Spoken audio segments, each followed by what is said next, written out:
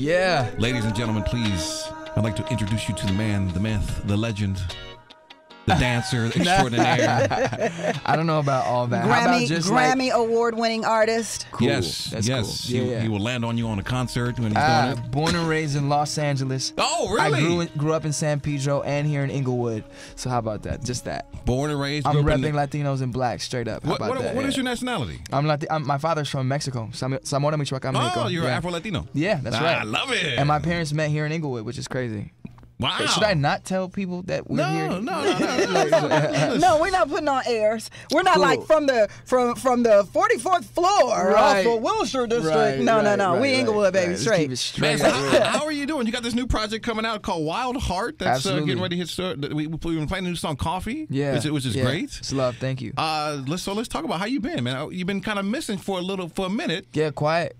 I mean, I hate to use the same cliche, but or use anything trite, but life does imitate art. So after you create so much, you kind of got to live a little more to reboot, inspire yourself. Yeah, exactly. You done talked about everything you knew. I got to go experience some new stuff. Yeah, man. You got to get out there and live. So, it took a little bit of time to just kind of get some more experience and just kind of touch back up on my relationships, all those things, just kind of get some more living under my belt. We got a girlfriend at all, or?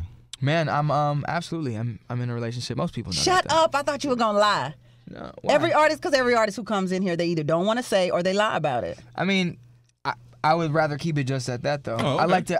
I've learned that some things are better kept sacred, Okay. But that is sacred to me. So okay, y'all good though. Y'all good? Oh my God, yeah. In love. Yeah, that's my girl. We've been through it. Let me tell you something. Ups and downs, all of that. She And that's from what Inglewood relationships too? are. No, but she's from Los Angeles area. Oh, okay. Yeah. Let me tell you something. There's no greater feeling than being in love with somebody, and like you guys, when you got a significant other that got your back, no matter what. When you ain't you could send your girl into a room full of dudes and they could all hit on her and you ain't even tripping. Not even tripping. Because she know when she coming home and she knock it off and Not even worry that they might get any play. Nothing. Because you know they ain't got a chance. That sound like the Usher song, I Don't Mind. No, that's for that's a stripper song. That's about what you're talking about. She can go in a room full of men and come out and I don't mind. This is what I want to know, Miguel.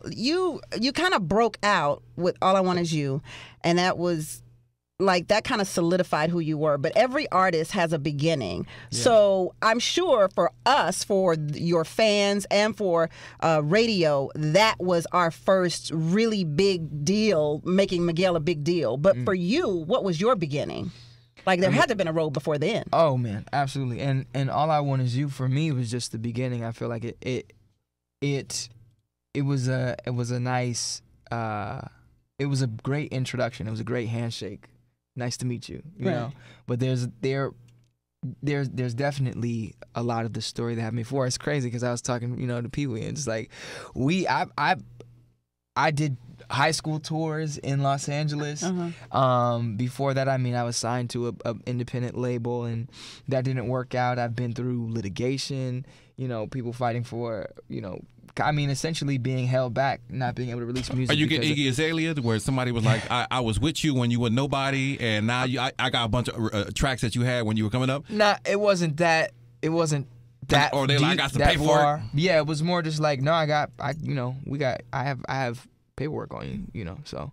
But so did you have to change your name? Were you somebody else? No. Or were you always Miguel? No. Oh, we become the always Miguel. Been just Miguel. Yeah, just Miguel, and thank goodness I have a good relationship with the person I was signed to and the label I was signed to, and we worked through everything. But yeah, it's definitely been a journey. I waited for 3 years to release All I Want Is You. Yeah. Wow. Did you know it was gonna be a hit? I'm talking about the album. All I Want Is You I didn't write until we got out of the kind of obscurity and actually saw some light at the end of the tunnel, and then I worked with Salam Remy.